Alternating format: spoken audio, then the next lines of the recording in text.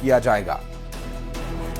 उधर अमेरिकी राष्ट्रपति डोनाल्ड ट्रंप ने होर्मुज को लेकर बहुत ही सख्त बयान दिया है। ट्रंप ने सोशल मीडिया पर लिखा कि उन्होंने अमेरिकी नेवी को होर्मुज में बारूदी सुरंगें बिछा रहे छोटे जहाजों को तबाह करने का ऑर्डर दिया है। दरअसल ट्रंप ने दावा यह भी किया कि अमेरिकी जहाज लगातार स्ट्रेट ऑफ होर्मुज से बारूदी सुरंगों को हटाने का काम कर रहे हैं और ट्रंप ने इस काम को 3 गुना तेजी से करने के आदेश दिए हैं।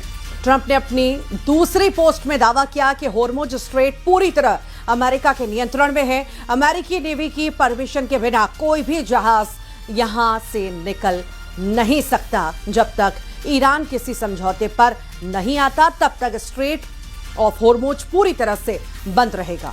और इतना ही नहीं, उन्होंने दावा यहां तक किया कि ईरान को यह समझने में बहुत मुश्किल हो रही है कि उनका नेता कौन है। ईरान युद्ध में बुरी तरह से हार रहा है।